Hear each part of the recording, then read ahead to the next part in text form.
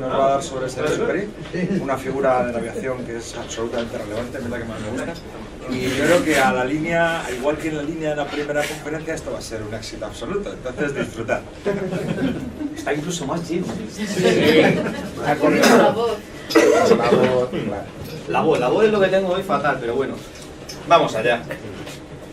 Bueno, pues resumiendo un poquito lo que vimos en la primera parte, vimos un poquito la infancia de Antoine de Saint-Exupéry, Tonio para sus amigos muy cercanos y su familia, y en el ambiente de la aviación era Senés para todo el mundo, pero él solo se dejaba que le llamaran Senés los compañeros, él tenía una manía con eso.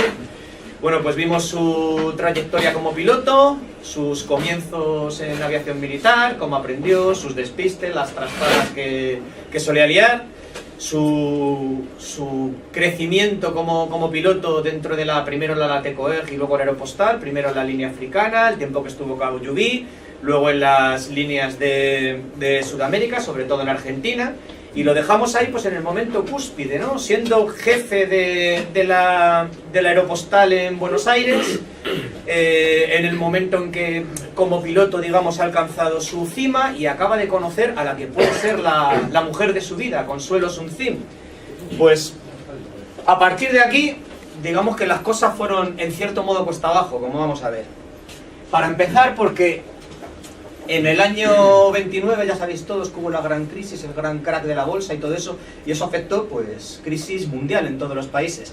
Y más o menos en todas partes, donde estaba empezando a nacer muy tímidamente la aviación comercial, empezó a pasar lo mismo, que ya no se sostenía. O sea, eso de que hubiera 4 o 5 líneas haciéndose la competencia entre ellas y con los costes enormes que llevaba a montar una línea aérea, los lleva ahora, pues entonces que estaba todo naciendo, pues aquello era totalmente insostenible. Y como todas vivían de subvenciones, llegaba un momento en los distintos gobiernos tuvieron que empezar a echar mano de la tijera. Eso pasó en Estados Unidos, lo vimos cuando hablamos del Inver, pasó aquí en España cuando se montó la LAPE y empezaron a fundirse líneas, y pasó también en Francia. La Aeropostale había estado abriendo, aquí en Sudamérica había abierto líneas prácticamente con todos los países de Sudamérica. Estuvimos hablando, sobre todo por la experiencia de Senés, de Argentina y Chile, pero es que cubría Brasil, Bolivia, Uruguay, es que por toda Sudamérica tenían líneas, y eso costaba mucho mantenerlo. Y además tenían su gran desafío puesto en mente, que era el de cruzar el Atlántico. Pues más o menos va a coincidir el superar ese desafío con empezar el declive de la Aeropostale por todos estos problemas.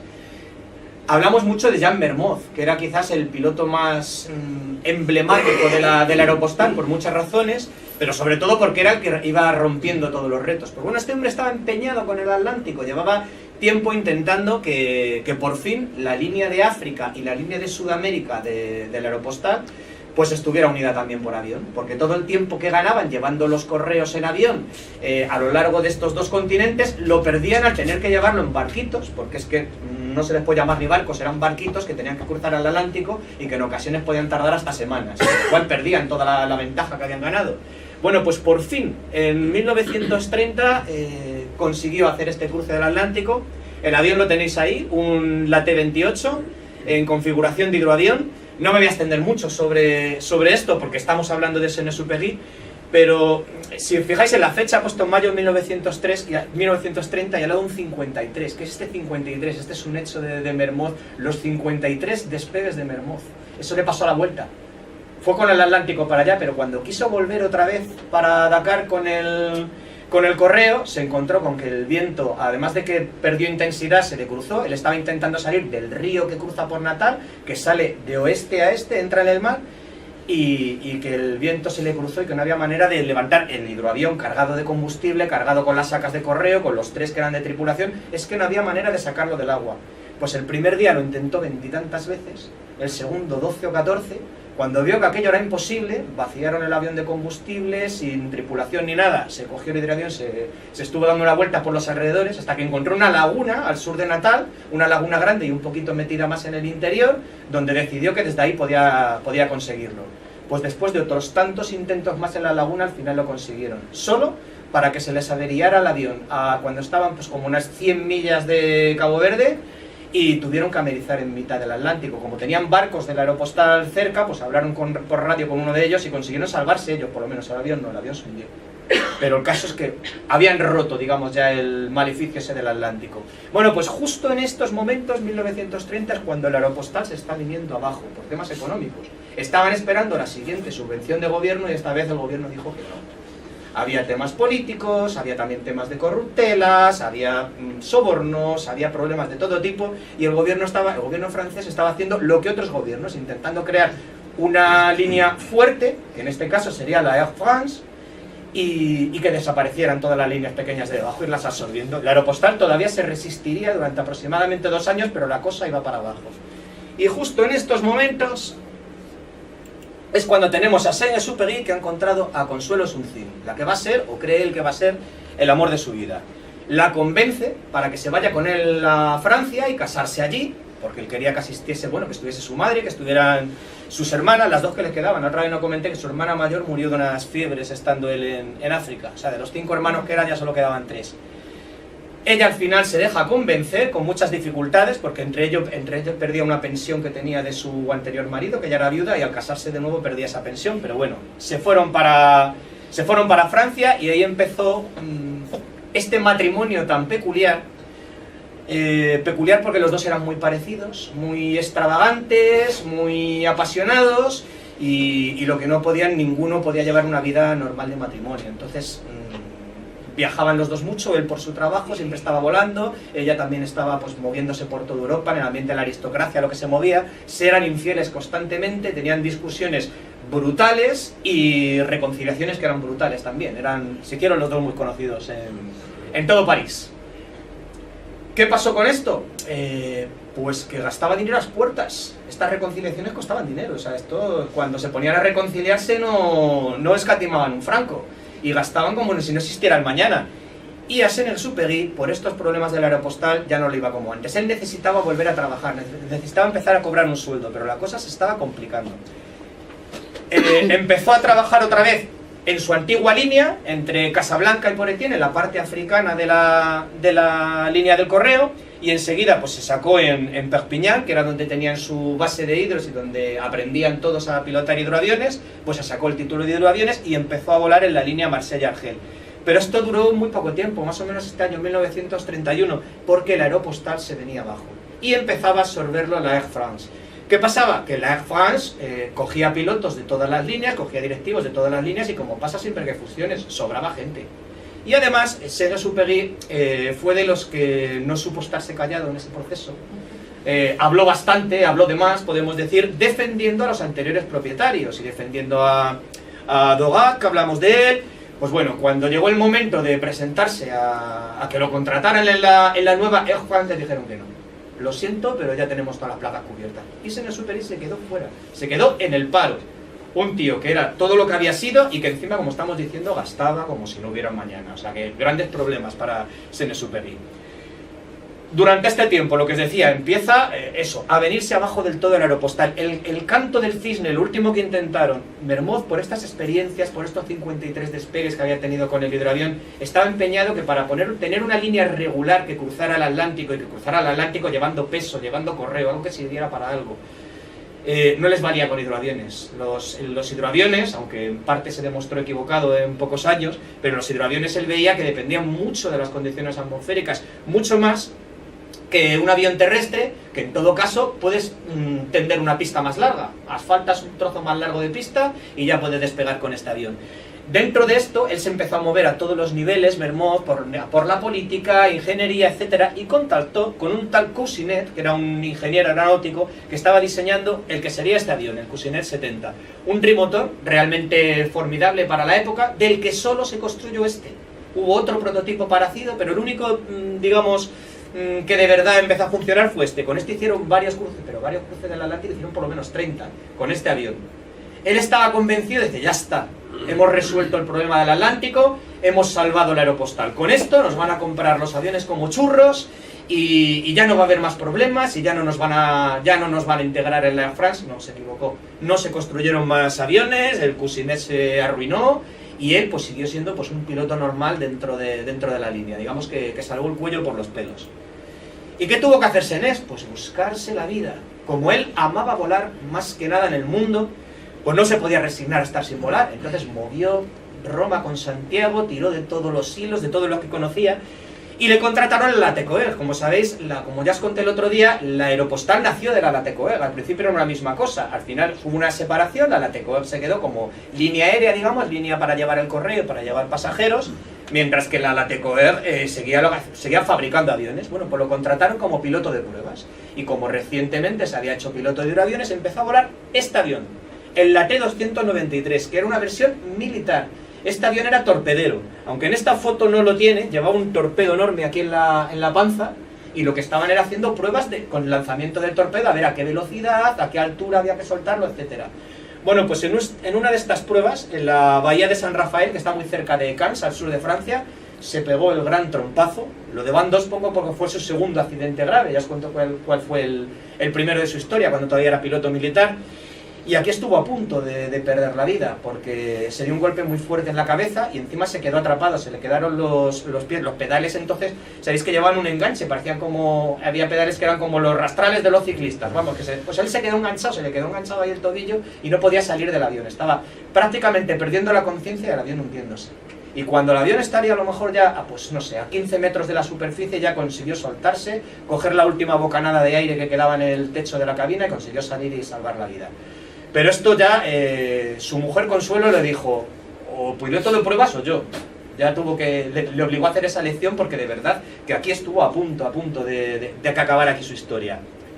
Y esta vez, por una vez, le hizo caso a Consuelo y dejó de ser piloto de pruebas, abandonó ese puesto.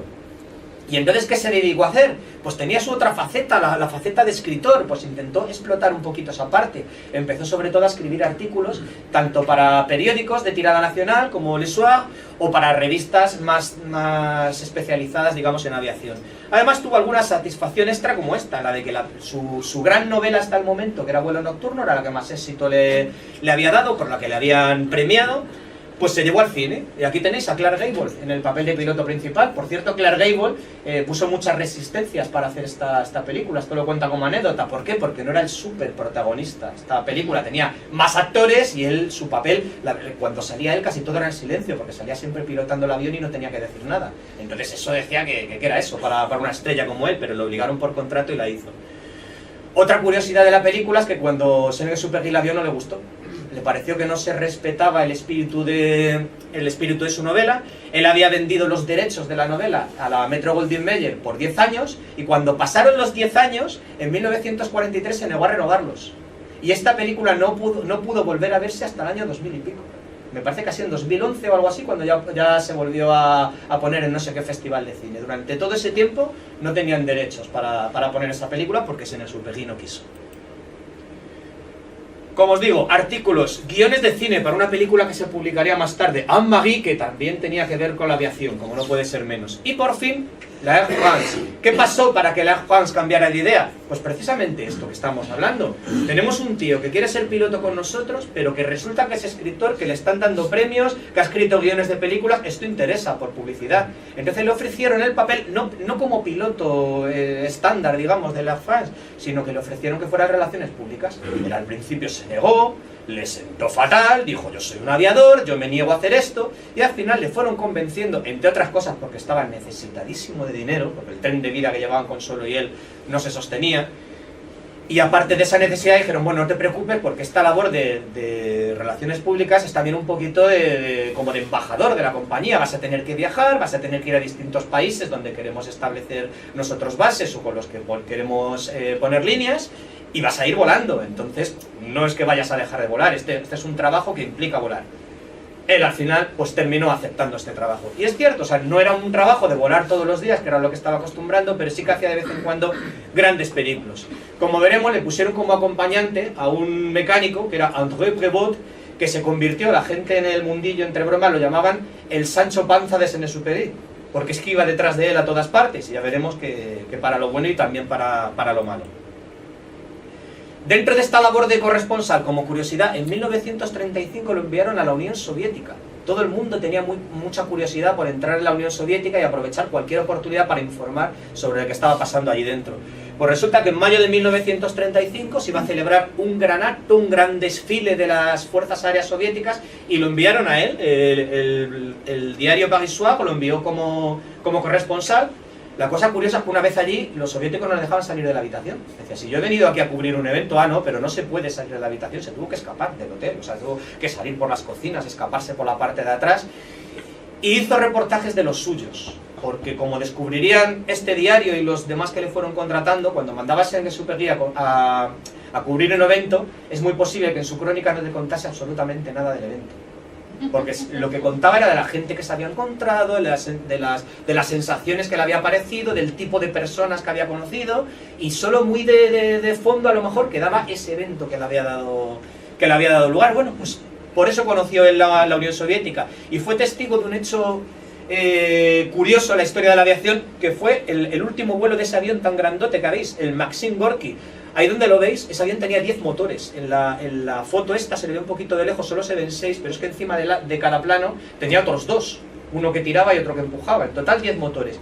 Y era una bestia inmensa dedicada a la propaganda, a la publicidad. O sea, llevaba altavoces por todas partes, y mientras iba volando, iba volando relativamente bajo, iba soltando consignas de adhesión al partido, etcétera. Bueno, pues durante uno de estos desfiles de estos días, pues contra uno de los cazas que le iban escoltando se chocó un vuelo y se estrellaron, se mataron todos los que iban a bordo. Saint-Exupéry tuvo mucha suerte, porque ese vuelo era un vuelo que se ofrecía a la prensa, pero él por un contacto no había volado el día anterior. Si no, Saint-Exupéry habría ido en este vuelo cuando pasó el desastre del Maxim Gorky, que ya no se volvieron a construir ninguno más. Esto fue único. De estas crónicas, todas estas crónicas que estaba escribiendo en esta época, muchas de ellas las rescató después para un libro que ya lo nombramos mucho el otro día, lo volvemos a nombrar, que es En tierra de los hombres, donde recogía sobre todo sus experiencias humanas en estos lugares que fue visitando. Pero bueno, aunque hiciera ese trabajo de reportero, lo cierto es que lo hacía con desgana. Él escribía muy bien, y sí que le gustaba escribir, pero es que él vivía para volar. O sea, Saint-Exupéry, aunque lo conocemos como escritor, él se consideraba a sí mismo aviador y vivía para volar. Entonces, aprovechar las ocasiones.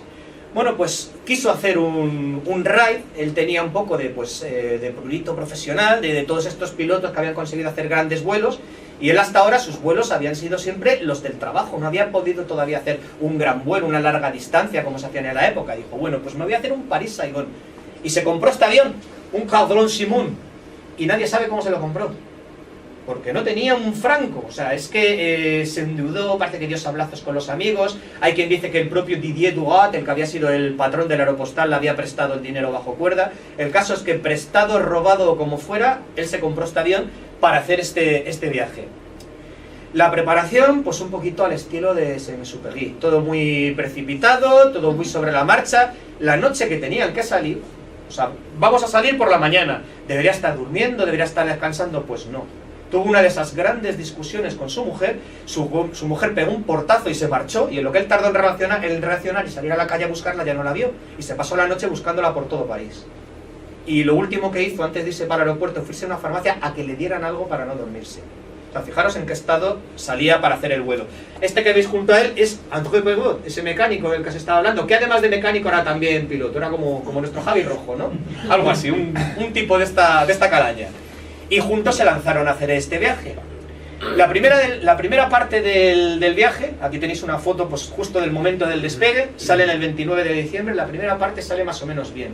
Las condiciones meteorológicas no son ideales, cruzan el Mediterráneo con nubes muy bajas que les hacen ir volando pues muy cerquita de las olas, pero eso no es nada nuevo para Saint-Exupéry, que llevando el correo ha afrontado condiciones de todo tipo. Pues no hay problema. Llegando ya de noche, llegan a Bengasi, en la actual Libia. Ahí repostan por última vez, y su siguiente destino era El Cairo, pero esa parte del viaje ya la iban a hacer de noche. Él había calculado que iba a tardar aproximadamente 3 horas en hacer ese viaje. El Cairo tenía un buen aeropuerto construido por los ingleses, no pensaba que le pudiera pasar nada malo, pero pasó. ¿Qué es lo que sucedió? Pues que esas nubes bajas que había tenido en el Mediterráneo bajaron todavía más. Ya era imposible volar por debajo de las nubes. Volaba totalmente entre nubes, totalmente a oscuras, sin buenos instrumentos de navegación. Como hablábamos el otro día, pues no tenían ni horizonte artificial todavía. Más o menos por esta época, o sea, esto es el año 35, por esta época se empezó a instalar en muchos aviones, pero sobre todo primero en los militares, los horizontes artificiales. El caso es que él iba pues navegando totalmente a la estima. Voy a tal velocidad llevo tanto tiempo volando, pues ya tendría que estar llegando. Su cálculo era ese, no sabías, la última estimación que tenía de vientos era la que le habían dado en Bengasi, las estimaciones podrían estar mal. Él tenía la confianza que con el rumbo que llevaba, o sea, iba viajando de oeste a este, decía, bueno, si el viento me desvía hacia el norte, me voy a encontrar con Alejandría, que está en la costa, voy a ver las luces de Alejandría y no va a haber ningún problema.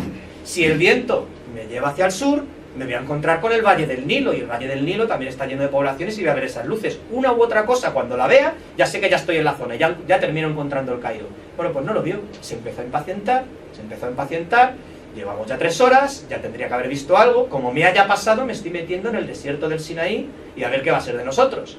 Pues empezaron ya a intentar buscar referencias, empezó a bajar, a intentar salir de las nubes, pero por más que bajaba no salía. Tenía un problema adicional. El problema adicional era que el último QNH que le habían dado era el que le habían dado en Bengasi. Ya no estaba seguro de la presión atmosférica donde estaba, el altímetro le podía estar mintiendo, podía haber 500 pies de más o de menos de lo que le estaba viendo. Entonces estaba bajando, pero literalmente iban los dos, que los llevaban por corbata en ese momento, Prévost y él. Le prohibió a Prévost que encendiese ninguna luz, todas las linternas apagadas, intentando ver alguna referencia, cuando de pronto les parece ver una luz a lo lejos. No están seguros si están viendo una estrella, si están viendo un faro, pero se encaminan hacia esa luz. Y de pronto suena un ruido estremecedor, sienten un golpe tremendo y saben que, sin saber cómo, se han estrellado. No saben ni contra qué, pero se han estrellado. El avión se empieza a desarmarse mientras va avanzando en la oscuridad. Ellos todavía no saben realmente lo que ha pasado, pero están pensando que, bueno, que aquello va a explotar de un momento a otro. Y sin embargo no sucede, el avión no explota. En un momento dado sienten un golpe muy fuerte en el plano derecho, el avión pega como un trompo y se queda parado. Rápidamente salen de la cabina, Prévost, salta, salta. Saltan los dos corriendo, se alejan corriendo del avión y pasa un ratito y allí no explota nada. Bueno, pues nada, había unas pequeñas llamitas, las apagan como pueden y no ven absolutamente nada, aquello está totalmente a oscuras. Pero una cosa sabe Senés, que ha pasado mucho tiempo en África, es que tanto si se han quedado cortos como si se han pasado del Cairo, lo normal es que estén en el desierto. Le pide a Prévost la linterna y se pone alrededor del avión a mirar el suelo con la linterna.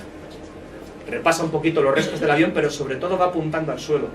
Y Prévost le pregunta, ¿qué estás haciendo? Dice, estoy buscando hierba. Y no hay nada, no hay ni una vid. Están en el desierto. Cuando amanece el día, pues se dan cuenta de lo peor. ¿Qué es lo que les ha pasado? Pues que han pillado una especie de colina baja y han pillado la ladera. O sea, el avión, según iba volando, tocó con la panza del avión, tocó la ladera y empezó a deslizarse por ella. Da la casualidad, aquí tenéis una foto de cómo quedó el avión. Da la casualidad de que todo, se aprecia aquí un poquito, de que el suelo está completamente cubierto de pequeños guijarros de color oscuro, que debieron de hacer como de rodamiento. Entonces el avión, digamos que fue como deslizando por encima de los guijarros y no se llevó un golpe importante. Eso sí, en lo que es el vientre del avión se fue despedazando por el camino. Aunque se ve la parte de arriba relativamente intacto, por abajo estaba destrozado. ¿Y eso qué impacto tuvo en ello? Pues sobre todo que perdieron prácticamente todas sus provisiones y todo el agua que llevaban. Cuando se pusieron a hacer acopio a ver qué nos ha quedado, les quedaba un racimo de uvas, una naranja, un termo donde tenían aproximadamente medio litro de café y otro con un cuarto de litro de vino blanco. Eso era todo lo que tenían. Y Senés, que conocía muy bien el desierto, había pasado mucho tiempo en el Sáhara, mucho tiempo en Cabo Llubí, sabía que eso no les daba para días, les daba para horas. Teniendo la experiencia de lo que le había pasado en los Andes a su gran amigo Henri Guillomet, pues él llegó a la conclusión de que si se quedaban junto al avión los iban a encontrar ya muertos. Tenían que ellos intentar ir a la ayuda, intentar encontrar algo. Alrededor no veía nada, pues vamos a ponernos a andar. ¿Qué creo? ¿Que he llegado a pasar el Cairo o que me he quedado corto? Pues yo creo que no he llegado, seguramente teníamos más viento en contra de lo que pensaba. Pues venga, vamos a tirar hacia el este y a ver qué encontramos. Durante ese día fueron caminando los dos, con el pie iban haciendo un surcos en la arena para luego saber por dónde tenían que volver, para llegar otra vez al avión. Y dejaron aposta las provisiones en el avión, dejaron el agua porque sabían que si no se las iban a beber por el camino. Entonces, sin llevarse absolutamente nada de líquido y bajo el sol abrasador, recorrieron unos 30 kilómetros de ida y otros 30 de vuelta, sin encontrar absolutamente nada. Ya empezaron a sufrir graves problemas, empezaron a ver espejismos, digamos que volvieron los dos ya en bastante mal estado, y era el primer día. Cuando llegaron esa noche, se comieron las pocas uvas que les quedaban, y se echaron a dormir. Lo que sí hicieron fue poner unas pequeñas trampas, vieron como unos agujeritos por el suelo en algún sitio y pensaron que a lo mejor eran madrigueras de algunos animales. Pusieron trampas con cuerdecitas para ver si pillaban algo. Cuando se despertaron al día siguiente, en las trampas no había absolutamente nada, el día estaba igual que el día anterior, y lo único que sobre las alas, sobre los planos del avión, se había formado un poquito de rocío, y se dedicaron antes de hacer nada a lamerlo con la lengua, a lamer el rocío de los planos del avión. Bueno, pues ayer hacia el este no encontramos nada, vamos a intentarlo hoy al revés, pero decidieron tomar precauciones, y lo que hizo Senés es que él se fue andando hacia el oeste y dejó a Prevot allí por si acaso aparecía ayuda, por si alguien los veía, lo que fuera. Entonces Prevot se quedó junto al avión. Senés-Uperi cada vez iba en peor estado, o sea, cada vez estaba pasando más sed, cada vez las alucinaciones cada vez eran peores, cada vez veía más espejismos y se le empezaba a ir la olla. En un momento dado vio unas huellitas en el suelo y se puso a seguirlas. Se podría haber perdido perfectamente. Bueno, pues esas huellas descubrió que eran de un zorro de estos del desierto que él ya había visto en Cabo Lloví, un zorro de estos de oreja puntiagudas, y se quedó un rato observando lo que hacía el zorro, que el zorro se alimentaba de una especie de caracoles, que había como unos caracolillos pequeños que estaban en unos arbustos y veía que el zorro iba comiéndose los caracoles. Y se dedicó a observarlo y a pensarlo que si él viviera en el desierto, que a lo mejor ese zorro podría ser su amigo. A todos los que hemos leído El Principito eso ya nos va sonando. El caso es que regresó al avión, por el camino tuvo algún incidente, como que vio una roca a lo lejos, se creyó que era un beduino que le estaba saludando con la mano, llegó hasta la roca y era una roca. Cuando volvió al avión ya en total oscuridad, encontró a Prevot, creyó verlo hablando con dos hombres, dijo, oh, nos han rescatado, llegó corriendo, Prevot, te estamos salvando, y cuando llegó hasta él, Prevot estaba solo, esos dos hombres no existían. O sea, es que los que no la hemos pasado nunca no llegamos a entender lo que puede hacer la sed en un cuerpo humano, y una de las cosas que hace es esta, el tema de los espejismos. Pasaron la noche como pudieron, se les ocurrió la brillante idea de coger las telas de los paracaídas, hacer unos agujeros, colocarles unas piedras para intentar recoger ese rocío que se había quedado en las alas, a ver si podían recogerlo en la tela de los paracaídas y el día siguiente escurrirlo sobre los depósitos del avión, que habían sacado los depósitos de combustible, lo limpiaron como pudieron. Bueno, pues a la mañana siguiente, efectivamente, había rocío en las telas de los paracaídas e intentaron exprimir ese líquido que había ahí y consiguieron recoger pues casi 1 litro entero, estaban contentísimos, estamos salvados. Bueno, pues fue empezar a beberlo y empezar a vomitar los dos de forma... ¿Por qué? Porque esos depósitos estaban contaminados, por muy bien que el suelo era limpiado, ahí había rastros de combustible, o sea, fue peor el remedio que la enfermedad. La situación era ya desesperada. No sabían dónde estaban, si se habían alejado mucho de lo que eran normalmente las rutas que llevaban las caravanas, podían tardar meses en encontrarlos. Y si estaban cerca de esas rutas, pues a lo mejor eran semanas, pero en cualquier caso, ellos no tenían semanas, tenían como mucho otro día. Así que dijeron, aquí se queda el avión, vamos a caminar. ¿Y hacia dónde vamos hoy? No habían encontrado nada ni hacia el este ni hacia el oeste. Bueno, pues Senés-Uperi decidió que iban a ir hacia el noreste. ¿Y por qué hacia el noreste? No tenía ninguna razón, solo que Guillaumet en los Andes se salvó yendo al noreste, y en esos momentos que ya la cabeza ya no le regía bien, decidió que la salvación tenía que estar al noreste, y empezaron a andar. Pasaron todo ese día andando, sin ver absolutamente nada, y pasó el día entero sin que pasara nada. Llega la noche, los dos estaban pues prácticamente moribundos, esa es la verdad, el frío del desierto por la noche, mientras que los 2 días anteriores habían dormido en el avión, ahora estaban al raso. Se enterraron en la arena, bueno, se enterró Senés-Uperi porque Prevot se le metió en la cabeza que había visto un lago, y se puso a buscar el lago, en la oscuridad, buscando el lago porque decía que allí había un lago. Y eran todas las alucinaciones que tenían. A la mañana siguiente, pues estaban los dos todavía en peor estado, o sea, la palabra es esa, estaban ya moribundos, estaban muriendo. Medio caminando, medio arrastrándose, fueron caminando lo que pudieron, estaban ya en su 4.º día en el desierto, cuando ya en el último momento no pudieron más y se cayeron al suelo, sucedió el milagro. De pronto, ese beduino que vieron, no era una roca, era un beduino de verdad. Estaba subido en un camello y lo estaban viendo a lo lejos, hostia, que es un beduino, y ellos intentaban gritarle y no podían, ya no tenían saliva ni siquiera para tener la voz, y toda la cosa, el sufrimiento era que el beduino no se daba la vuelta, les estaba dando la espada y no se daba la vuelta. Bueno, al final se dio la vuelta, los dio y los rescató esa caravana de beduinos. Esa noche durmieron ya en el Cairo, estaban como unos 100 kilómetros, fijaros, en avión era un ratito, pero se habían quedado cortos. Toda esta experiencia la va a plasmar en sus libros En Tierra del Hombre y en El Principito, pero mirad el estado del Simón, en el que había invertido el poco dinero que tenía, seguramente, o sea, está claro que se había endeudado para comprar este avión y ahora no tenía ni el avión ni el dinero. Bueno, esto después del del desastre, pues después lo llevaron a recoger lo que pudieran recoger de los restos del avión. Y le hicieron esta foto mientras los inspeccionaba. La foto es bastante indicativa de lo que tenía que estar sintiendo en esos momentos.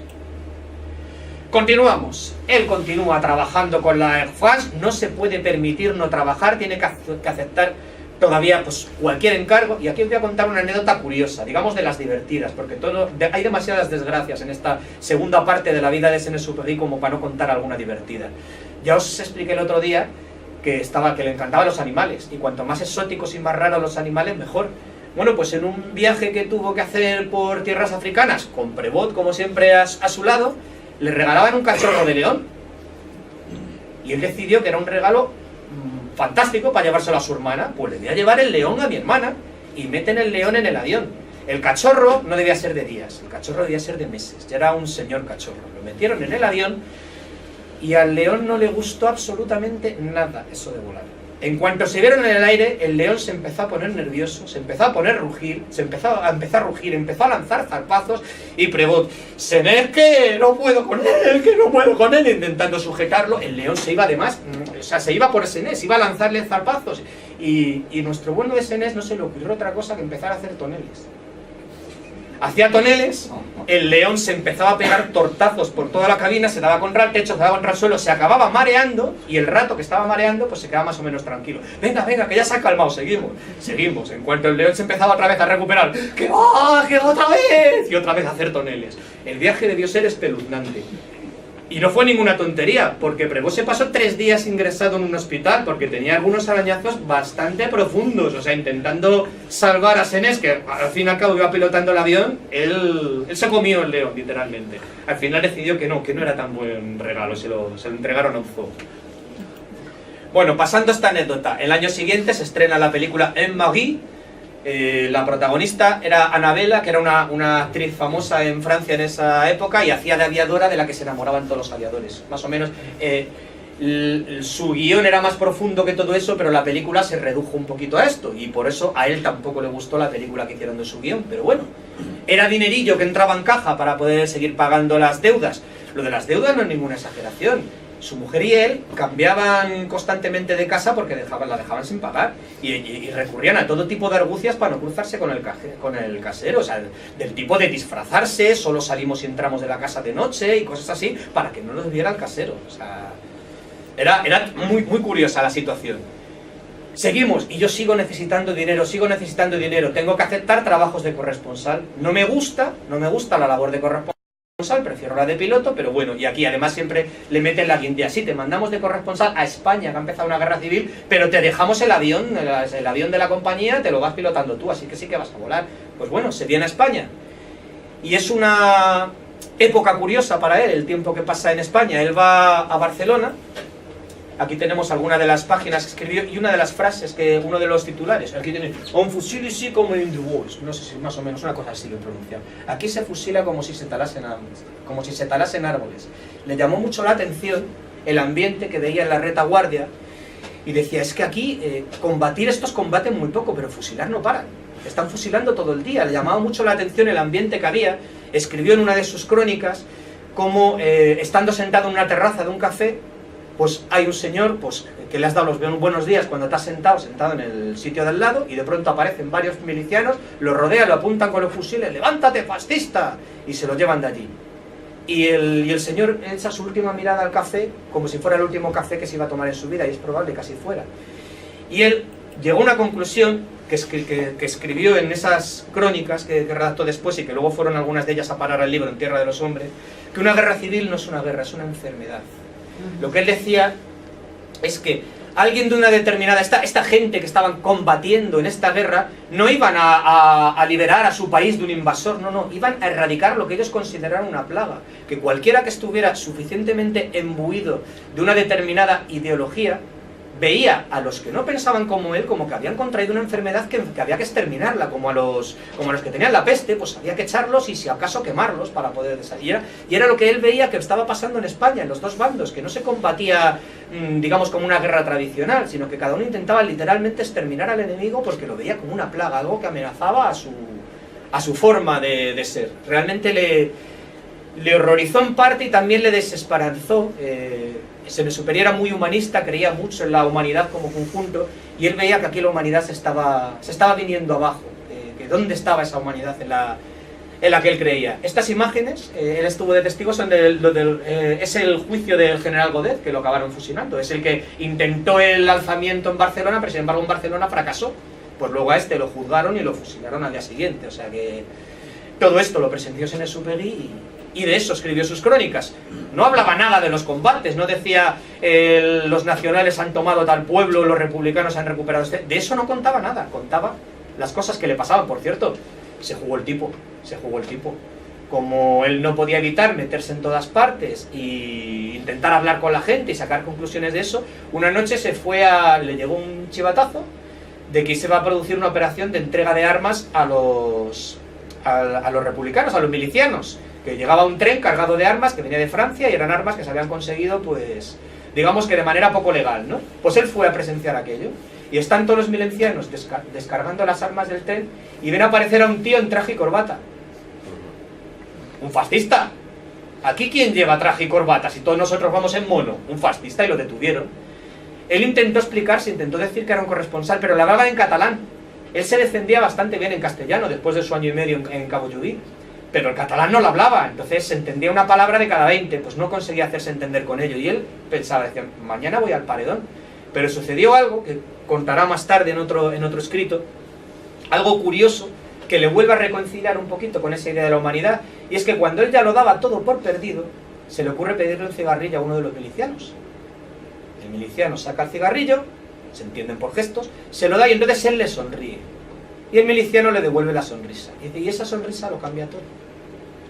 De pronto, aun sin entendernos, ya era capaz de establecer algún tipo de conversación con este miliciano. Y después de él, con sus compañeros. Hubo un momento en que llegaron a la conclusión de que no era peligroso, alguien se tomó la molestia de investigar quién era yo y me terminaron liberando. Y a lo mejor, sin ese momento de confraternización, no se habrían tomado esa molestia, lo habrían fusilado sin más.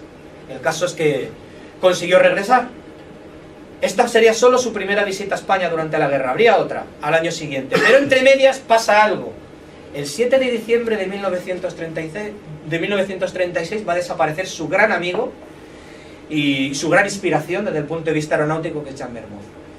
Después del fracaso del fracaso de que no cuajara el avión, el Cousinet 70, el gobierno francés estaba empeñado en que la única manera de cruzar el Atlántico de forma segura era con hidroaviones. Que lo de los aviones terrestres que decía Mermoz, que no, hidroaviones, y apuestan pues por un nuevo modelo de la TECOER, el T-300. Lo pusieron en marcha, aquello empezó a funcionar, empezaron a llevar el correo, y en el momento que pasó esto, Mermoz llevaba como unos 30 y tantos cruces ya del Atlántico con éxito. Bueno, pues cuando llegó esta noche, con este avión, el TECOER bautizado como Cruz del Sur, notó problemas en uno de los cuatro. Es cuatrimotor, aunque no se ve muy bien, lleva dobles motores, uno que empuja y otro que tira. Pues notó problemas en uno de ellos, se dio la vuelta otra vez para Dakar, y cuando llega a Dakar le dicen que no hay otro avión, que ese es el que hay. Lo reparan como pueden y vuelven a salir, y en mitad del camino, su última transmisión, lo último que se escuchó de ellos por radio, fue acabamos de perder el motor trasero derecho. Y después silencio. Al principio no se preocuparon, para un tío como Mermoz, llevar un avión con un cuatrimotor con un motor de menos no era un problema, pero es que no se recibieron más transmisiones. Después se especuló con el tipo de avería que podría haber sido, que quizás hubiera perdido incluso la hélice de ese motor, que podía haber hecho daño en el fuselaje o incluso cortarlo por completo. Da igual, nunca se le encontró. Saint-Exupéry estuvo moviendo todos los hilos que pudo para que no se abandonara la búsqueda. Escribió artículos, habló en la radio, habló en todas partes para que no se abandonara Mermoz, se le estuvo buscando durante días. El que estuvo dirigiendo esa búsqueda personalmente y pilotando un avión buscándolo fue Guillaumet, el otro amigo de este trío de amigos tan queridos. Pues Guillaumet pasó 2 días enteros sobrevolando el Atlántico buscando y no se encontró nada, ni el más mínimo resto del avión.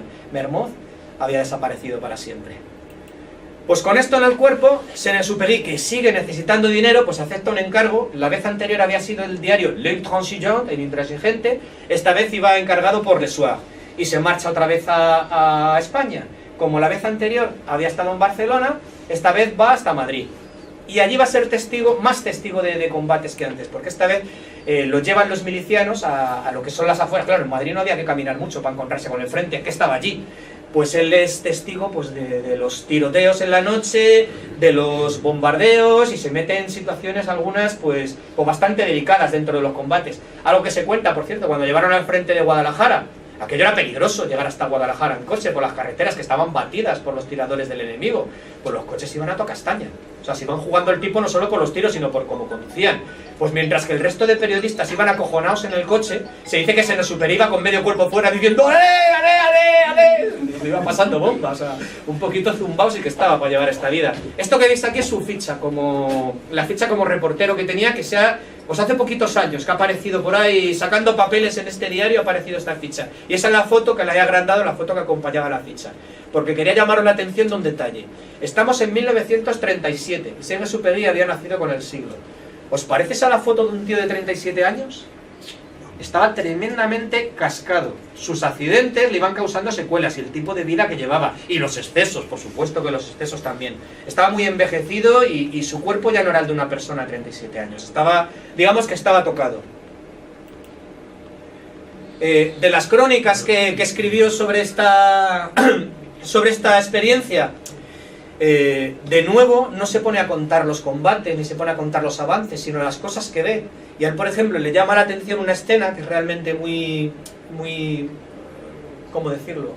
Muy explícita, que cuenta en uno de sus artículos, que es que cae una bomba y cuando se aparta el humo solo ha habido una víctima, y era una novia. Iban la novia y el novio camino del registro, él no sabe si venían de ida o de vuelta, y la bomba ha matado exclusivamente a la novia, que está hecha un guiñapo sobre el suelo, y su novio, que aunque ella está destrozada, no termina como de aceptar la realidad de lo que ha pasado y la está intentando levantar. Y él esa imagen se le queda clavada. Después se encuentra un niño muerto y él empieza a reflexionar sobre el tema de los bombardeos y dice, pero a ver, si es que están bombardeando a la población civil, ¿esto para qué sirve?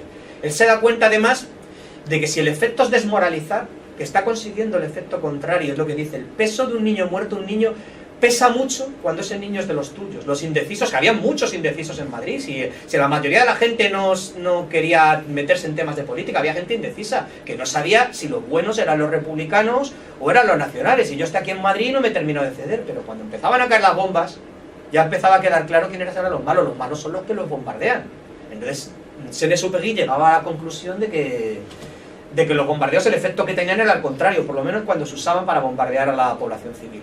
A pesar de que lo dejó por escrito, tenemos bastante claro de que no se le hizo demasiado caso. Lo del Hotel Florida lo he puesto como comentario. En todas las situaciones de guerra, siempre hay un hotel donde van todos los reporteros de guerra. En el caso de Madrid era el Hotel Florida. Y ahí se daban pues, situaciones también curiosas de las fiestas que celebraban en mitad de la guerra. A lo mejor el día siguiente había caído alguno de los reporteros, que de hecho sucedía, pero ahí él estaba, y él era pues como uno de los reyes también del Rey Florida, situaciones de haber un bombardeo y bajar él en patín y repartiendo melocotones que había conseguido en alguna parte, pues cosas curiosas dentro de todo esto. El caso es que se vuelve antes de tiempo y no se sabe por qué. A él le habían contratado para escribir 3 crónicas y se vuelve a París sin haber escrito ninguna.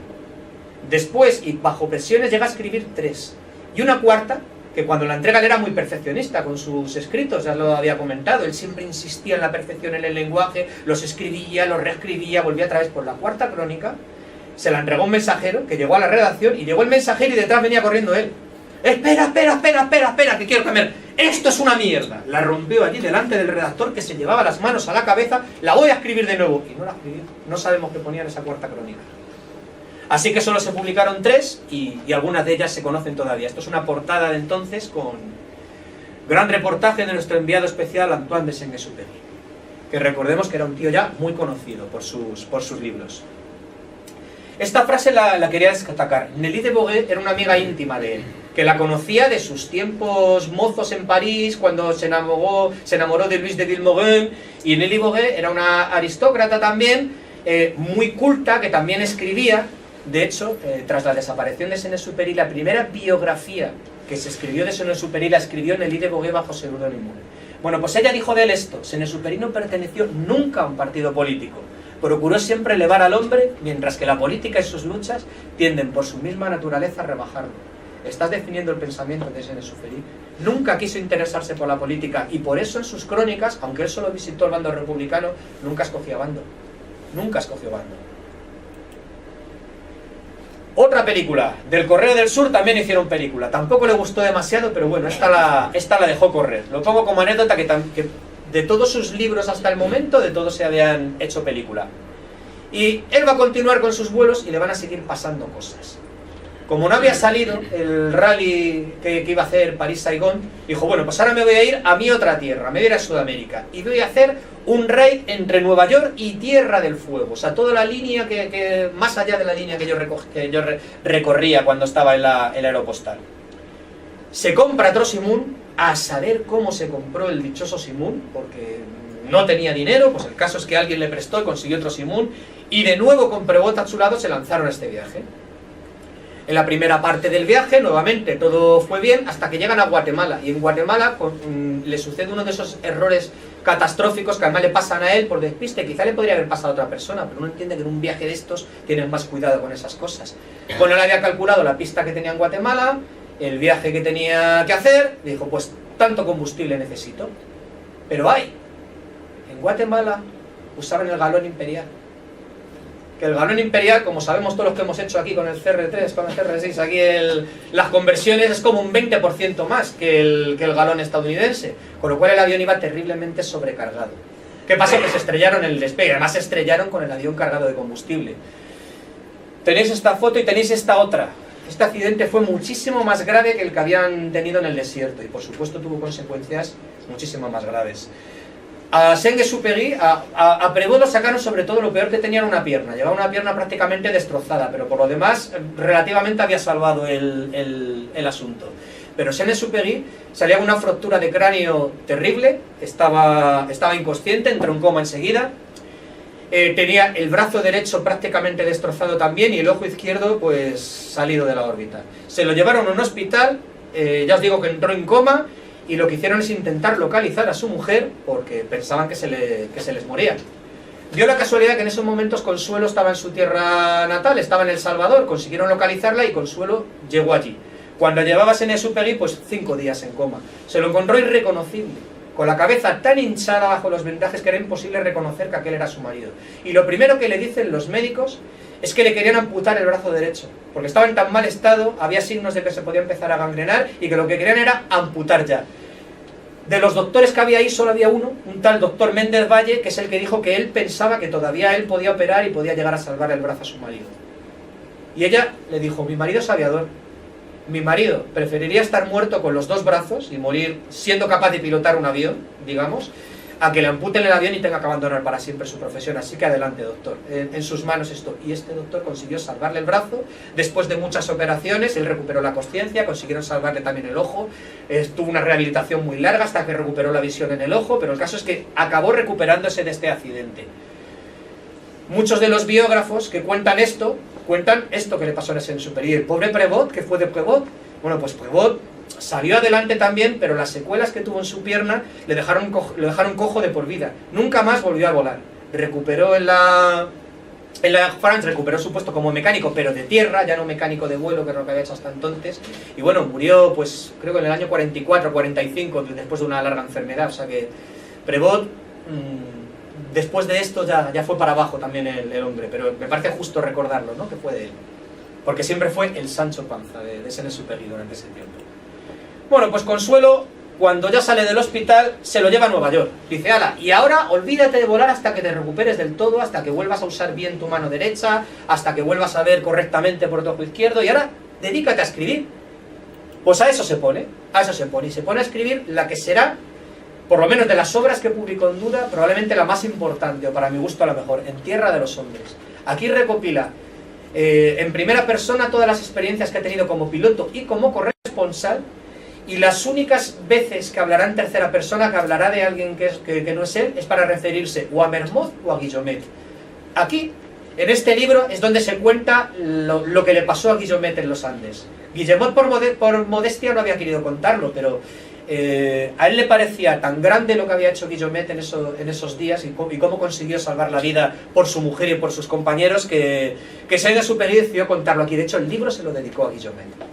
Pues este libro fue un éxito inmediato. Se publicó en francés como Terre des Hommes y en Estados Unidos se publicó en inglés como Viento, Arena y Estrellas. Y fue un éxito inmediato. De lo inclasificable del libro os puede dar una idea que en un sitio recibió un premio como mejor novela del año y en el otro como mejor ensayo. Porque realmente es inclasificable. Se puede leer como una novela, pero también es un ensayo, porque mete todas sus reflexiones. Bueno, este libro a mí me parece maravilloso. Hay una edición en castellano, que la compró Almudena hace poco. Yo he leído otra en inglés anteriormente y es más amplia. Y no sé si es porque siempre fue más amplia, porque alguien añadió algunos otros de los artículos y algunas otras cosas. Yo creo que es que la española está recortada. Pero aún así no deja de ser un libro hermosísimo y un libro en el que se puede entender a Saint-Exupéry y a su mundo, sobre todo como aviador. Este libro se leyó mucho, o sea, pilotos de todo el mundo leyeron este libro. Así como con el de Vuelo Nocturno recibió algunas críticas de sus propios compañeros, porque decían que de alguna manera escribir esa epopeya del piloto con el vuelo nocturno y el accidente y todo eso, pues que estaba de alguna manera abusando de todos ellos, ¿no? Porque estaba usando su experiencia para ganar el dinero. Este libro lo admiraron todos enseguida, se vieron reflejados en las cosas que él contaba y repito, es un libro muy hermoso, merece la pena leerlo. Otra anécdota que contamos también en su momento hablando de Lindbergh, y es que él, de regreso en Francia, y con el éxito tan brutal que ha tenido en Tierra de los Hombres, pues sus editores americanos acaban de publicar Escucha el viento, el segundo libro de Anne Morrow Lindbergh, la mujer de Charles Lindbergh, que del segundo de los vuelos que habían hecho con un hidroavión y que ya hablamos en su momento, pues había escrito un libro que también es un libro muy hermoso. Pues le pidieron a Saint-Exupéry que escribiera, le entregaron el libro para ver si quería escribir el prefacio para la versión francesa. Él lo leyó y le gustó tanto que aceptó, escribió ese prefacio y en la primera oportunidad que tuvo para una gira de estas de promoción que volvió a Estados Unidos, pues fue julio, agosto del 39, pues aprovechó la ocasión, escribió a sus editores diciendo que quería conocer a los Lindbergh y concertaron una cita. Lo que pasó, habían quedado en un restaurante y había quedado Charles Lindbergh en ir a buscar a Saint-Exupéry a su hotel. Cuando llegó el día, como Charles Lindbergh estaba siempre liadísimo, metido en 1000 cosas y en 1000 proyectos, pues llamó por teléfono a su casa y le dijo a su mujer, Anne, que no llego. Vete a buscarte tú a este hombre, cógete un taxi, basta a buscarlo y apareceré yo cuando pueda. Pues Anne Morrow se encontró el marrón, se fue a buscarlo, llegaron al restaurante y empezaron a hablar. Por fortuna, Anne Morrow, que tenía una educación exquisita, sabía hablar francés perfectamente, porque Saint-Exupéry no hablaba ni palabra de inglés y además se había negado a aprender. Y esto lo seguiría manteniendo en años posteriores. Él decía que si aprendía inglés, que eso iba a afectar a su estilo como escritor y no quería. Sin embargo, sí que había aprendido castellano y había aprendido árabe, pero el inglés se negó, ni palabra, no quería aprenderlo. Bueno, pues empezaron los dos a hablar y fijaros qué dos personas con más cosas en común. Los dos aviadores, los dos escritores tenían una sensibilidad muy parecida. Es que se entendieron a la primera. Cuando al cabo de 2 o 3 horas apareció por allí Charles Lindbergh, se los encontró a los dos hablando como si se conocieran de toda la vida, riéndose a carcajadas, acabándose el uno al otro las frases, y él prácticamente se limitó a sentarse. Y de vez en cuando Anne tenía la deferencia de traducirle algo de lo que estaban hablando. Se vieron esta única vez. Saint-Exupéry se marchó otra vez para Europa y enseguida empezó la Segunda Guerra Mundial, pero sí que tuvieron una relación epistolar muy intensa. Ya os contaba que Saint-Exupéry se escribía con un montón de gente, además que escribía cartas larguísimas, y una de sus corresponsales a partir de entonces fue Anne Morrow, y era tanta la intensidad con la que se escribían y las cosas que se decían, algo se le escaparía de lo que contaba, que Charles Lindbergh, y eso lo cuenta él en sus memorias, que llegó a preguntarle a ella que si tenía algo por lo que estar celoso, que si tenía motivos para estar celoso.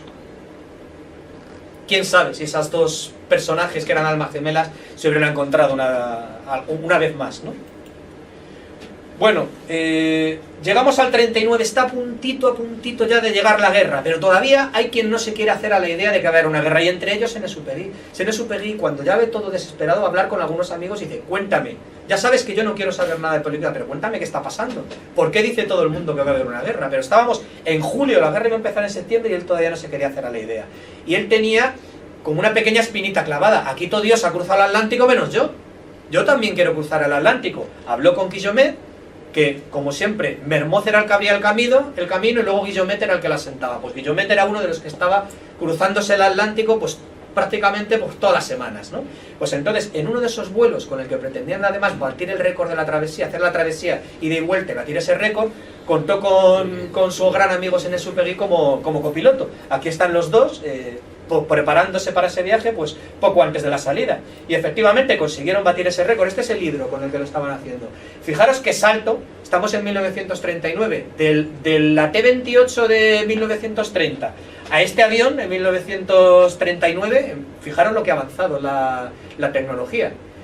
Luego sabemos que va a avanzar mucho por la guerra, pero sí que es cierto que estos años, ese impulso del correo y del intentar la aviación comercial darle un sentido, sí que consiguió que la aviación siguiera evolucionando, y había evolucionado muchísimo. Esto ya no era el T-28, esto ya no se le quedaba atascado en Natal, como se le quedó atascado el avión a Mermoz. A la vuelta de este viaje, por cierto, a Saint-Exupéry le conceden el título de oficial de la Legión de Honor.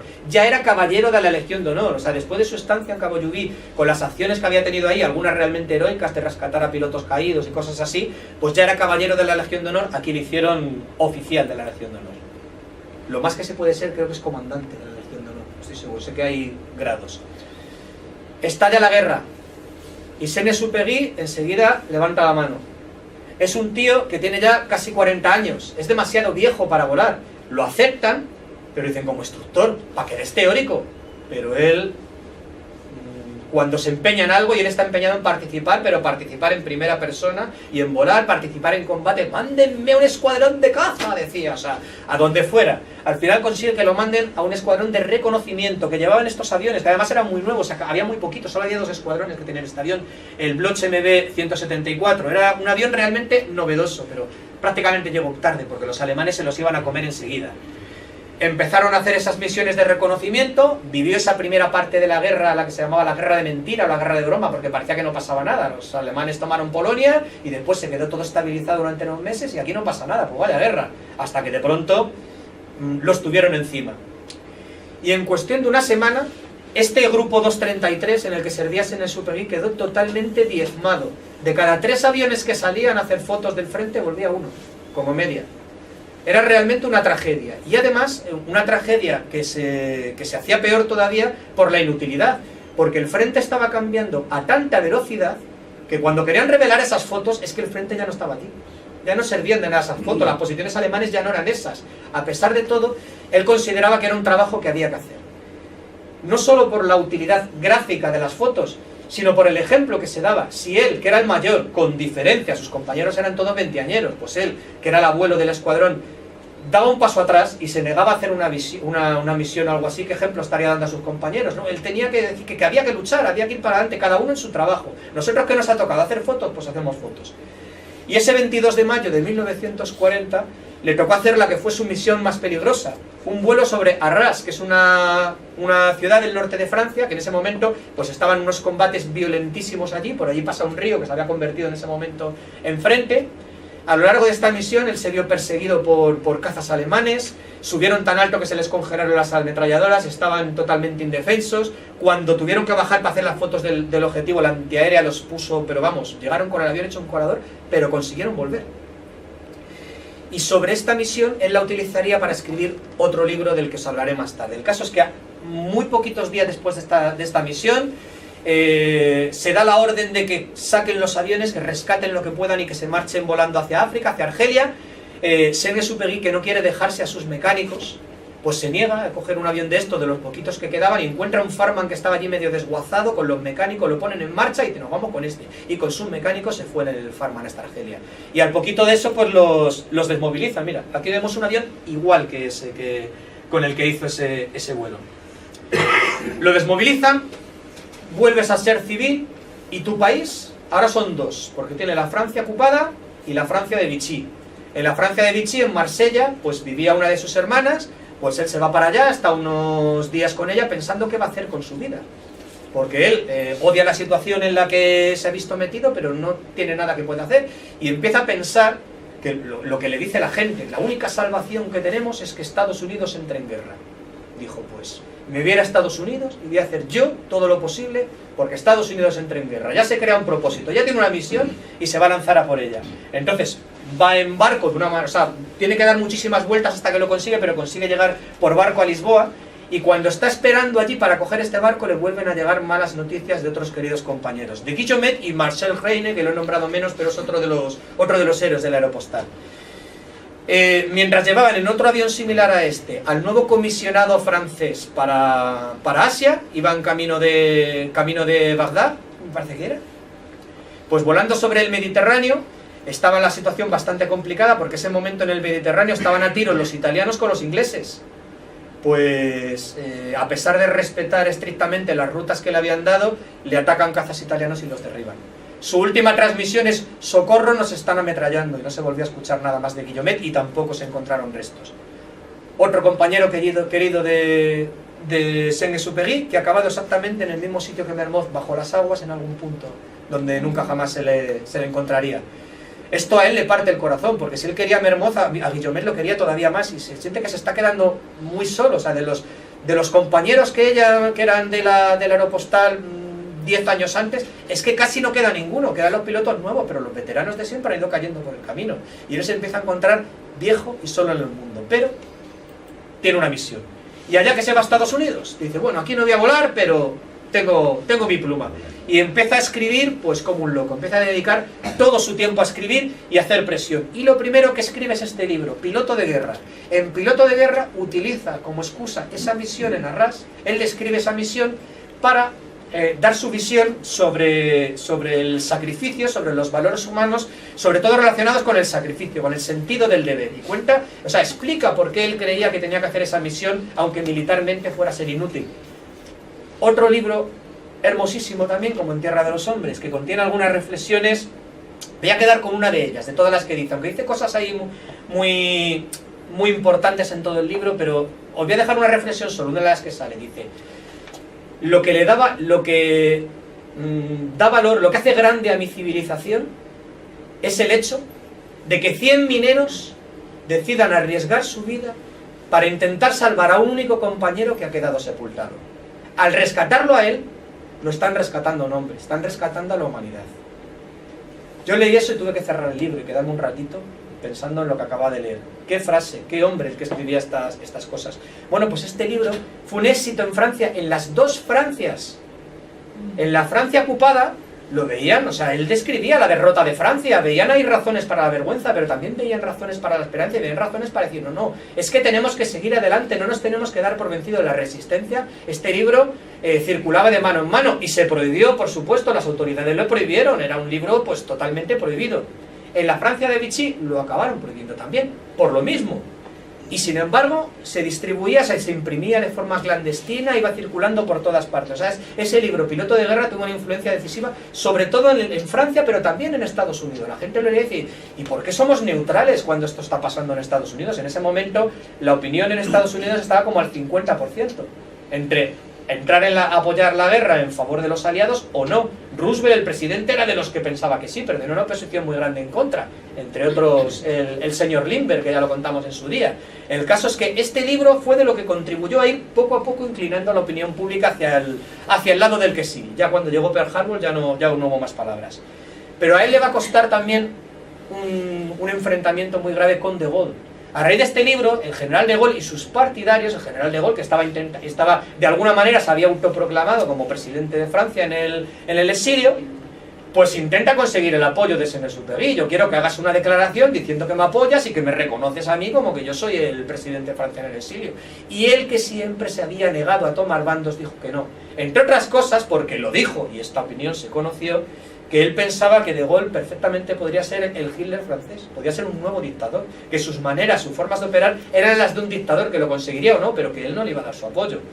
Imaginaron la reacción de Gaulle cuando se enteró de que Saint-Exupéry había hecho esto. Se convirtió en antipatriota, se convirtió en pronazi, en enemigo, y utilizó pues todo lo que pudo, todo lo que tuvo en sus manos para desprestigiar a Saint-Exupéry. Y él, que era ante todo un patriota, no era político, pero sí era un patriota, esto le dolió mucho. Y el que compatriotas suyos pudieran llegar a pensar de él que era cierto esto que decía el de Gaulle, que es que él realmente era un antifrancés o que él podía apoyar al enemigo, a él le dolía en el alma y no se cansó de escribir, de hablar en la radio, de intentar defender su punto de vista y animar a eso, a apoyar a los aliados, pero no apoyar a de Gaulle, que no se lo perdonaría nunca. Su mente sigue trabajando, pero es que además sus editores le han propuesto una especie de experimento, le proponen escribir un libro infantil. Y él va a aceptar ese ofrecimiento, de algo tiene que vivir mientras está en Estados Unidos, pero lo va a transformar a su manera. Lleva mucho tiempo, pues ya os enseñé las cartas que escribía en Cabo Llubí, y sus cartas se parecían mucho a esto. Esto forma parte de uno de los borradores del Principito. Y él empieza a escribir esta historia.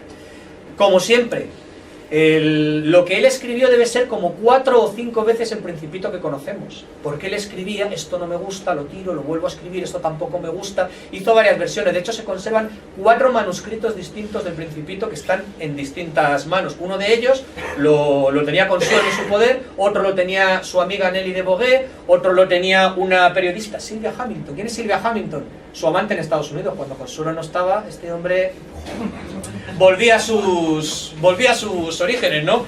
Consuelo le era infiel a él también, o sea, es que los dos eran así, eran mentes libres, claro, cuando se veían se lo echaban en cara. ¿Por qué me has puesto los cuernos con esta? ¿Y tú a mí con qué? Se podían poco menos que a contárselo. Al final terminaban en la cama siempre, o sea, lo terminaban arreglando a su manera. Pues Sylvia Hamilton tenía otro de los manuscritos, y el último es el que tenían los editores. El caso es que cuando por fin salió este libro, que se publicó en abril de 1943 en Estados Unidos, y se publicó también una edición en francés en paralelo, pues el éxito fue inmediato. ¿Qué vamos a decir ahora del Principito que no os haya dicho ya? Si precisamente este libro es el que es más probable que hayáis leído muchos de vosotros. Pues eso, es una especie de tratado de filosofía disfrazado de cuento de niños, y no es precisamente un cuento de niños. De hecho, cada vez que lo lees, yo lo leí una vez en el instituto porque me tocó leerlo, y lo leí como cuento de niños. Lo leí otra vez siendo más joven y ya me pareció otra vez diferente. Lo leí otra vez ya siendo padre y leyéndoselo a mi hija, y me pareció totalmente diferente. Y la última vez que lo he leído me obligué a leerlo en francés, con muchísimas dificultades, pero lo conseguí leer, y es cuando más me ha gustado de todas las veces que lo he leído. En fin, ahí queda el Principito, el libro por el que se conocería siempre, en parte no solo por el mérito del propio libro, porque para mi gusto En Tierra de los Hombres es el mejor libro y dice más cosas que el Principito. ¿Por qué el que más se conoce es el Principito?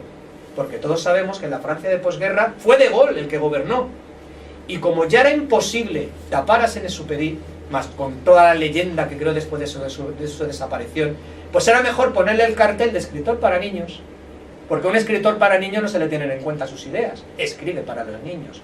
Con lo cual, todo el aparato de propaganda de Gaulle en lo que a la parte cultural corresponde, pues reforzó esa idea de que había que vender mucho el Principito, había que llevar el Principito a las escuelas, y que Saint-Exupéry era un maravilloso escritor de cuentos infantiles, y solo escribió ese. Y así la reputación, o sea, lo que nos queda cuando hablas. Yo cuando decía que iba a dar esta charla, le digo a la gente, voy a hablar de Saint-Exupéry. ¿De quién? Del del Principito. Ah, claro, si digo el de En Tierra de los Hombres, seguramente no me lo pillen. Y sin embargo en ese momento era un exitazo. Más cosas que escribió en ese momento. Él escribía, no dejaba de escribir artículos en todas partes, intentando eso, favorecer la causa de los aliados. Entre ellos destacan dos: Carta a un rehén, que se la dedicaba a su amigo Leon Werth, sin nombrarlo, él mismo al que le dedica el Principito. Sus amigos pilotos habían muerto todos. ¿Qué le quedaban? Sus amigos escritores. Y describe a Leon Werth como el mejor amigo que le queda en el mundo. Es que Guillaumet estaba bajo el agua. Y carta abierta a los franceses de todas partes, en la que intentaba convencer a los franceses, estuvieran de un lado, estuvieran en una Francia, estuvieran en la otra, de que había que recuperar la dignidad y el orgullo de ser francés y volver a marchar unidos de alguna manera. Esto le acarreó todavía más críticas del lado de Gaulle. Y llegó un momento en que él dijo, mira, Estados Unidos ya está en guerra, lo que yo vine aquí a conseguir de alguna manera se ha conseguido, aunque sea gracias a los japoneses, y yo ya escribiendo no puedo hacer más. Yo tengo que volver a mi raíz, yo tengo que volver a pilotar y no a llevar el correo. Yo tengo que combatir como sea. Tengo que participar en esta guerra, no por lo que yo vaya a conseguir como piloto militar, sino porque es la manera de demostrar quién soy, ¿no? De alguna manera. Bueno, pues movió de nuevo Roma con Santiago. Ya hemos visto que cuando él se le empeña una cosa, ni descansa, ni deja descansar a nadie, y movió contactos hasta que el mismísimo general Eisenhower, nada menos que Eisenhower, le autorizó por escrito a que pudiera volar en un escuadrón norteamericano de reconocimiento, con este bicho, con el P-38. El P-38 era más avión que cualquiera de los aviones que hubiera pilotado Saint-Exupéry, que desde que tuvo su accidente en el año 38 con el Simón prácticamente no había volado nada, muy poquito, apenas había volado, y de pronto lo montan en un P-38 sin hablar ni palabra de inglés. Ojito, ¿qué contactos no tendría Saint-Exupéry para que en esas condiciones le dejasen volar? O sea, un tío que tiene ya 43 años, que no habla nada de francés, que lleva un montón de años sin volar, y viene aquí a volar con nosotros. El caso es que el tío lo consiguió, pero lo consiguió por poco tiempo. por supuesto, los defectos que siempre había tenido como piloto, que eran los despistes, esas equivocaciones tontas que tenía, se han agravado. Y es que además las secuelas físicas de sus accidentes son terribles. Él no se lo quiere decir a nadie, pero él es incapaz de ponerse el traje de vuelo solo, le tienen que ayudar. Le tienen que ayudar a subirse a la cabina, le tienen que ayudar a bajarse. Cuando se baja de la cabina, las misiones de reconocimiento por su propia naturaleza suelen ser muy largas, suelen ser misiones de varias horas. Él había hecho vuelos muy largos cuando estaba en el correo, pero después de este tiempo y con el cuerpo como lo tenía roto por todas partes, sufría enormemente, se bajaba muy dolorido del avión. Él intentaba callárselo, pero el rictus era el de una persona que está sufriendo.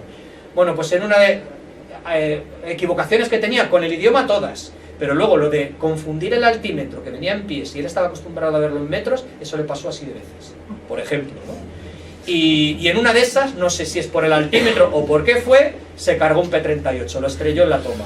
Él salió vivo de milagro, pero ya sus superiores americanos le dijeron: mira, majete, ya has volado bastante, por tu propio bien, vuélvete otra vez a Estados Unidos y vamos a dejar de volar. Él se resigna de momento porque no le dan otra opción, pero ¿qué pasa? Que según los aliados empiezan a preparar la invasión de Francia, tanto por el norte como por el sur, empiezan a intentar establecer dos frentes. La Fuerza Aérea Francesa, que hasta ese momento tenía escuadrones sueltos, por ejemplo, tanto en la RAF como en la Fuerza Aérea Americana, había escuadrones que se consideraba que eran franceses, aunque todo el material era americano. Bueno, pues ya se reconstruye como tal, ya hay una Fuerza Aérea Francesa otra vez, que va a colaborar como un aliado más en lo que queda de guerra contra Hitler. Bueno, pues él vuelve a mover otra vez todos sus contactos y a pesar de la oposición de De Gaulle, lo consigue. Y lo reintegran a su antiguo grupo, el grupo 233, que se ha vuelto a formar con el mismo material que le ceden los americanos, los P-38. La única diferencia es que ahora va a poder hablar en francés, lo cual es una gran ayuda. Y la otra, o algo que a él personalmente le reconforta muchísimo, es que cuando mira las alas ya no ve la escarapela americana, ve la francesa. Ya está combatiendo, tiene claro que está combatiendo por su país. Aquí veis algunas fotos que le hicieron en junio de 1944, solo un mes antes de su desaparición, John Phillips, que era un reportero de la revista Life, y acudió a Cerdeña, que eran donde tenían la base en ese momento, y él estaba haciendo misiones de reconocimiento precisamente del sur de Francia. Le hicieron este reportaje. Aquí veis una de las cosas que os decía, cómo le están ayudando a vestirse. Es que él solo no podía agacharse. Es que tenía el cuerpo roto por 1000 sitios. Y mirad el aspecto, es que parece que tiene 60 o más años. Y sin embargo tenía 44. No lo sabía, bueno, sí, era de julio, creo. No los había cumplido todavía. Pues así estaba él. Pero ahí seguía, con problemas, se seguía creando problemas. Además le habían dado un permiso especial para volar solo 5 misiones. Pero consiguió hacerse tan querido entre sus compañeros y era tan respetado por lo que había escrito, que esos 20añeros que tenía como compañeros firmaban sus misiones, las firmaban por él, como si no las hubiera hecho él, de manera que la 5ª misión no llegaba nunca. Él no terminaba nunca de volar su 5ª misión y por lo tanto seguía volando, seguía participando. Él le dijo a su comandante, que por supuesto sabía lo que estaban haciendo para permitirle volar, que esta vez, mientras le resistiese el cuerpo, quería seguir hasta el final. Que la primera vez lo habían desmovilizado, la segunda lo habían echado, literalmente, y esta vez, pasara lo que pasara, él quería seguir volando hasta el ultimísimo momento y le costara lo que le costara. Y lo que le costó, pues fue la vida, finalmente. El 31 de julio de 1944 se acababan de trasladar a... Pone Cerdeña, pero está equivocado. Ya estaban en Córcega, es decir, ya estaban por primera vez en terreno francés. Estoy combatiendo otra vez desde terreno francés que hemos liberado, o sea, eso era importantísimo. Pues va a hacer otra de sus misiones en el sur de Francia. Se había llevado una bronca en la penúltima porque se desvió mucho del recorrido para hacer fotos de donde él vivía, de la zona de Lyon y todo eso. Pues se dio una pasadita por allí. Le atizaron en un motor, vino con un motor de menos, él pensó que se iba a estrellar por el camino, pero el P-38 era un P-38 y aguantó. Pasó por encima de las bases alemanas a paso tortuga, pero a paso tortuga, diciendo me van a derribar, pero tan bajito y tan despacito pasó que los alemanes no reaccionaron. Y dijeron, ¿y ese? A ver si va a ser uno de los P-38 que nosotros tenemos capturados, que lo sabía. El caso es que no le dispararon y consiguió volver. Y se salvó de que lo expulsaran por una cosa curiosa. Y es que se había dejado puesta encendida la cámara haciendo fotos. Hizo unas fotos cojonudas de todas las defensas alemanas. De la casualidad, pero esa misión fue un éxito. Bueno, pues en la última de esa ya no volvió. Desapareció en esa misión, salió hacia el sur de Francia. Cuando pasaron las 6 horas que más o menos se le calculaba que tenía de combustible, seguía sin volver y lo tuvieron que dar por desaparecido. Algunos testimonios después aseguraron que se había visto a su P-38 sobre tierra. O sea, que pensaban que por lo menos el viaje de ida lo había hecho. Ahora, la vuelta donde había caído, podía haber caído sobre tierra, podía haber caído sobre el mar. Días después apareció un cadáver vestido con ropa de piloto y ropa, o sea, insignias francesas flotando, lo enterraron, nadie se sabe quién era. ¿Podría haber sido él? No lo sabemos. Se enterró a un piloto anónimo francés en esos días, pero es que caía más de uno en esos días. Nunca más se volvió a saber, hasta muchos años después, que había sido de Saint-Exupéry. Empieza Saint-Exupéry, la leyenda. ¿Qué pasa a partir de entonces? Su amiga Nelly de Bourget, de la que siempre tuvo celos Consuelo, porque como consejera literaria prefería hablar antes con Nelly que con Consuelo. Bueno, pues tenía en sus manos un tesoro que le había cedido Senés antes de partir para su último periodo de servicio, que era todo lo que tenía escrito en ese momento. Él pensaba que ese podía ser el material, él se lo dijo así: aquí tengo material como para sacar 4 libros, que ya me pondré a escribir si salgo de esta, pero no salió. ¿Qué hizo Nelly de Bourget? Lo publicó tal y como estaba. Y este libro, Citadel, es, pues eso, libro póstumo. Y a diferencia de los otros libros de Saint-Exupéry, no está reeditado por él como él hacía, de repasado y repasado y vuelto a repasar. Aquí está su escritura en bruto. Este yo todavía no me he atrevido a leerlo. Lo tengo por ahí en la lista de pendientes. Y ya no es un libro que tenga que ver con la aviación. Es más un libro más personal, más de filosofía, más de sus ideas. Pero la gente que lo ha leído habla muy bien de él. Dicen que este libro es otro tesoro. Alguna vez me pondré con él. Pero sí que avisan eso, que como es un libro que él no ha tenido ocasión de repasarlo, también es más difícil de leer, que cuesta más trabajo. Ahí se me queda en pendientes. Y ahora vamos a saltar en el tiempo. Vamos a saltar en el tiempo, pues eso, más de 50 años, porque durante todo este tiempo no se había vuelto a saber qué había pasado en Saint-Exupéry, hasta septiembre de 1998, cerca de la isla de Riou, está en el Mediterráneo, muy cerquita de Marsella, un barco pesquero, que el patrón es Jean-Claude Antoine Bianco. Al sacar las redes descubren algo enganchado de las redes. Aquí hay algo metálico raro enganchado de las redes. Parece como una pulsera o algo así, le dice un marinero. Y bueno, vamos a quitarle todo lo que lleva pegado encima, todos los restos del fondo y todo eso. Y cuando lo limpian se encuentran con esto. Es una esclava en la que él pone el nombre de Antoine de Saint-Exupéry, entre paréntesis el nombre de su mujer y la dirección de su editor en Estados Unidos. Seguramente fue un regalo de su editor. Hemos encontrado casi el Santo Grial. Había mucha gente que, en modo más o menos aficionado, estaba buscando a Saint-Exupéry como los americanos buscan todavía a Amelia Earhart.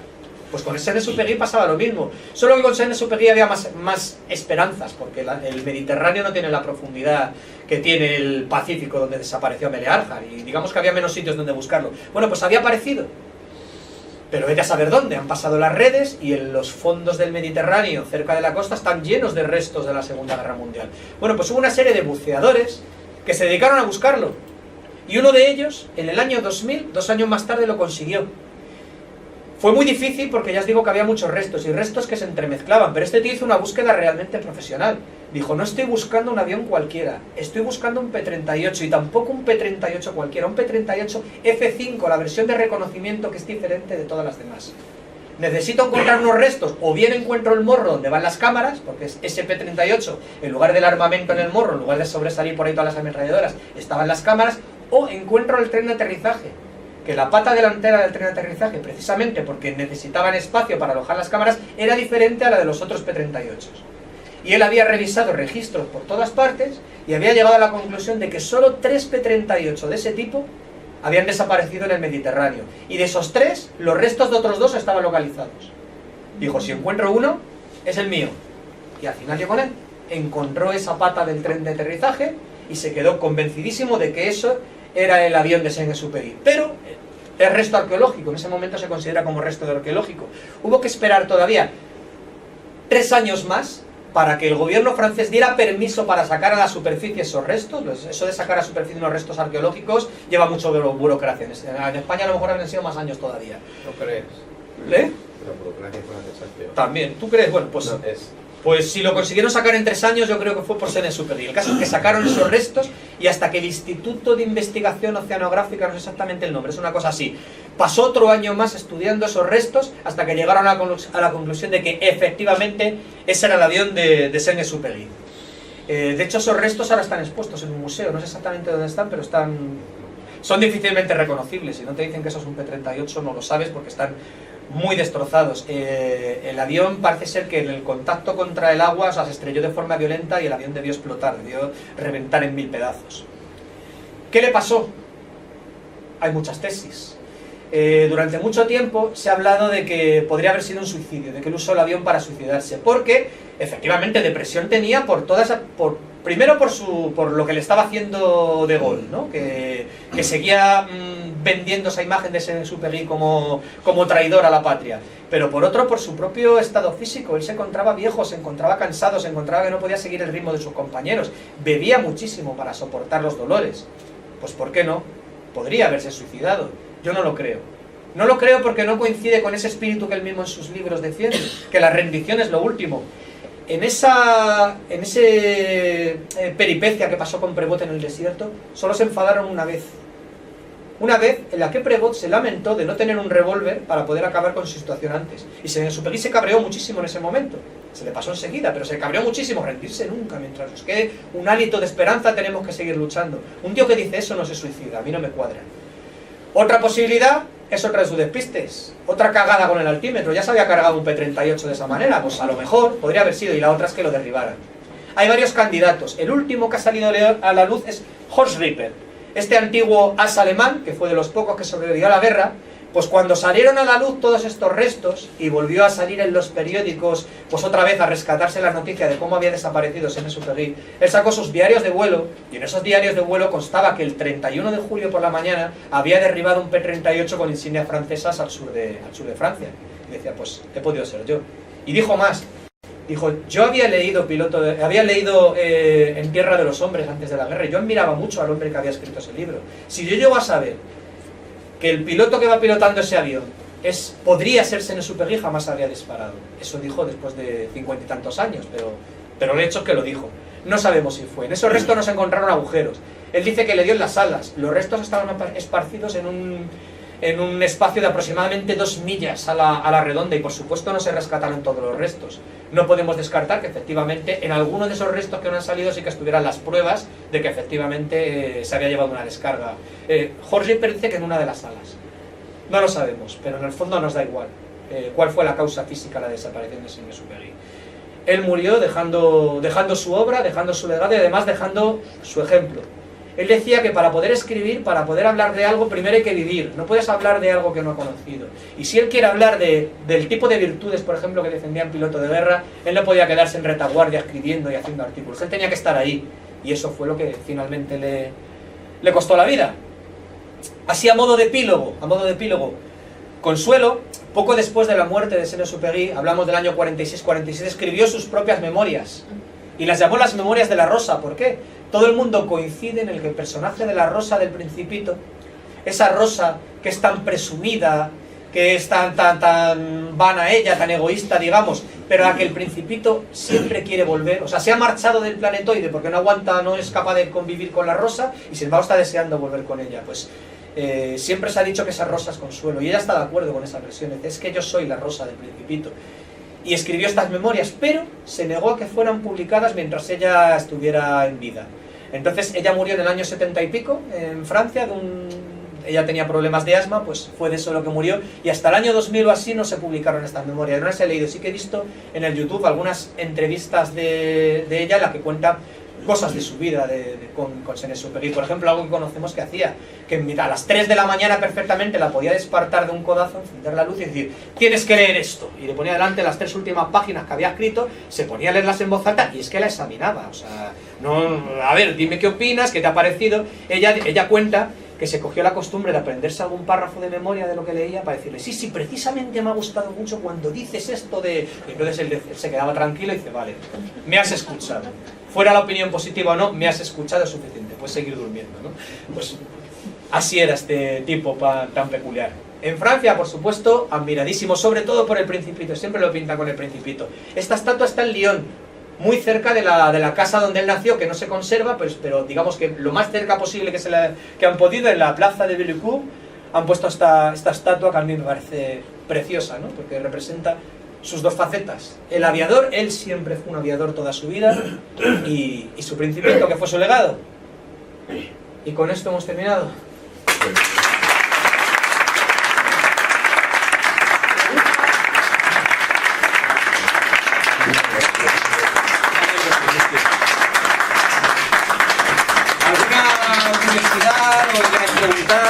El aeropuerto de Lyon se llama el aeropuerto de Saint-Exupéry y está todo lleno de cosas de Saint-Exupéry. Claro, como todos. Y hay otro museo en lo que era Caboyurí. Lo he visto por ahí, pues buscándole en el Google, resulta que hay un museo donde rescatan cosas del aeropostal y sobre todo pues eso del personaje de Saint-Exupéry, que fue jefe de puesto durante año y medio. Pero sí, restos hay pues por todo el mundo y se reivindica su persona por todas partes, pero siempre asociado al Principito. Y yo defiendo que se lean también sus otras obras, porque la verdad de Saint-Exupéry está más, sobre todo en Tierra de los Hombres. O sea, si leéis solo un libro de Saint-Exupéry, que sea ese, en Tierra de los Hombres. Yo he leído en algún sitio que el vuelo este que le hacían era el último que le permitían volar, porque había tenido el problema anterior, hubo una discusión y entonces dijo, bueno, déjame este y cuando cierra este vuelo ya me quedo en tierra. Y entonces... Pero ese era ese quinto vuelo que no llegaba nunca. Sí, no, pero este ya le habían dicho que era el último, que ya se acababa, que no había... Pues es probable, pero entonces, siendo Saint-Exupéry... Uniendo esto, sí. te lo digo por dar una opinión adicional a lo que tú decías que estaba seguro que no fue un suicidio. Yo es que lo veo un poco al revés. Sabiendo que este es el último vuelo y que a partir de ese momento tú ya no vas a volar. Además, es que ya te lo han dicho. O sea, cuando te aterrizas se acabó. Sabiendo que sus dos amigos murieron bajo el agua. Y sabiendo que este hombre no podía estar sin estar con un avión, lo mismo lo aprovechó. Pero es que yo tengo la otra opinión. La otra opinión es que no habría sido su último vuelo. Él al final era capaz de salirse con la suya siempre. O sea, es que ese quinto vuelo no hizo 5 vuelos, a lo mejor llevaba 10 ya. Hubiera encontrado la manera de poder volver a hacerlo. Seguro, seguro, porque su fuerza de voluntad era muy superior a su poderío físico, estaba ya muy deteriorado. A mí me cuesta creer por su personalidad que se suicidara.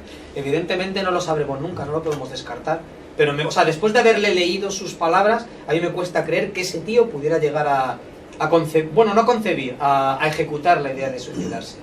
Otra cosa es que tuviera una de las suyas, me he metido en una nube, voy a 1000 metros y no, voy a 1000 pies y me como algo, me como el mástil de un barco o lo que sea. Bueno, a saber. La teoría del derribo es que iba muy alto, como todo vuelo de reconocimiento, muy rápido y muy alto, con lo cual... No, pero Horst Ripper dice que no iba muy alto. Que hay otro que volaba un Ta-152, era un avión puntero y era muy rápido y que podía volar también muy alto para poder pillarle, porque claro, estos iban altísimos y rapidísimos y era prácticamente imposible pillarles. Un vuelo de reconocimiento, porque además no iba armado, eran todo cámaras, claro. Entonces se supone que si es esa versión posible, la del Ta-152, nadie sabía que esos aviones estaban en el norte de Italia, que era lo más puntero que había en el momento, y entonces pues se supone que le derriban sin que él ni se entere, porque no espera que haya nadie a esa altura. Si fuera esa, la de Horst Ripper no cuenta más abajo del mar y también dice que el otro ni se enteró. Hubo otro tío, que es que ha habido 2 o 3 pilotos alemanes. Sí, que se quieren apuntar. Podría haber sido yo, ¿no? Fácil, ¿no? Pero en este caso decía, no, es que nadie sabía que estábamos ahí en el norte de Italia, entonces yo pillé a un P-38 que no se enteró de nada. Pillé, me derribé y se acabó. Y lo del suicidio, claro, estaba basado efectivamente en esa historia de que, bueno, que parecía que iba a ser el último vuelo y que por tanto podía estar ya diciendo, pues aquí se acabó mi vida, ¿no? Pues es tan discutible como los pilotos alemanes que posteriormente... Pero bueno, también es verdad que lo de los alemanes ha sido a raíz del descubrimiento del avión. Pero es que en general, o sea, eso rescató mucho, porque empezó a salir, salió en los periódicos en España, pero en Francia debió ser noticias de salir en portada durante bastante tiempo, que tanto cuando apareció la esclava la Gourmet, como cuando apareció ya los restos del avión y los identificaron, o sea que que volvió mucho a la actualidad. Bueno, pero así la leyenda es más bonita, ¿no? Se quedó como héroe y está enterrado Sí. en el panteón de héroes. Eso es. Bueno, enterrado no, porque el cuerpo no se rescató está nunca. su lápida, vamos, Eso su es, sí, posible sí, sí, sí. lápida, ¿no? Porque es considerado un héroe. Muy bien, muy bien. Impresionante. ¿Qué vida piensas tú que le gustaba más? ¿La del ejército, la del aeropostal, la de piloto de pruebas? ¿Cuál sería la aeropostal? Lo de llevar el correo, para todos los que formaban parte de ello, se había convertido en una especie de religión. Además era un ambiente en el que existía un hermanamiento muy grande entre los pilotos, a pesar de que se veían muy poco, se veían solo cuando se cruzaban en las etapas, pero había un sentimiento de proyecto común, de que aquí estamos todos para conseguir esto y es que tenemos que hacerlo, y eso les hacía, así lo describe él en sus palabras, les hacía sentirse elevados de alguna manera, les hacía sentirse más seres humanos que un tío que está simplemente en una oficina y está rellenando papeles que, según Saint-Exupéry, por su propia etapa como oficinista no servía para nada. La etapa esa para él era la más valiosa. Él se llevaba muy mal con la autoridad, la aceptaba, en la aeropostal la aceptaba por ese deber que tenía, pero en el ejército ya he visto que hacía lo que le daba la gana. Vete a hacer fotos aquí, pero es que yo vivía por allí, quiero hacer fotos por allí. Si estuviéramos en una noche de farra con él, borrachos como perros, Madre de Dios. ¿cuál dirías tú que le gustaría él presumir? ¿Qué cosa dirías tú? ¿Su vida amorosa de ligarse todo lo que se moviera, de volar? No, contaría historias de aviones, sí. Porque tampoco era de los de presumir. Él a las mujeres, igual que... es una cosa curiosa, Mermoz era en cierto modo su ídolo, aunque una cosa que he leído, hace poco he releído otra vez la maravillosa biografía de Mermoz de Joseph Kessel, que era otro escritor y piloto también, pero de los que sobrevivió. Y contaba un detalle que yo no sabía de ellos dos y que me ha llamado mucho la atención y que había olvidado. Y es que los dos se tenían tantísimo respeto el uno al otro, que a pesar que se abrazaban como amigos entrañables, durante muchísimos años se seguían llamando de usted. Porque se tenían un respeto tremendo el uno al otro. Bueno, pues ellos, a pesar de ser, digamos, muy polígamos y de tener amantes, uno a cada puerto y demás, siempre las trataron con respeto. Él no presumía de esas cosas. Este era él, cuando estaba de fiesta, sí que era el de hacerse el centro de la reunión, pero era a costa sobre todo, por ejemplo, de los trucos de magia. Él siempre tenía una baraja de cartas metida en algún sitio, y a la que te había metido una carta en un bolsillo, te había hecho no sé qué, y resulta que el que llevaba el as de picas en el bolsillo eras tú y no lo sabías, ¿no? O sea, siempre estaba montando, o lo del hipnotismo, que le encantaba, eso de sacar el relojito y decirte de hipnotizar y tal, y montar un numerito, y ahora cacarea, y ahora eso le encantaba, claro, era un exitazo en las fiestas. Cuando contaba historias, contaba sobre todo historia de aviación.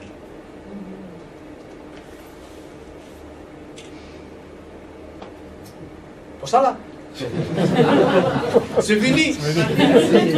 De todas formas,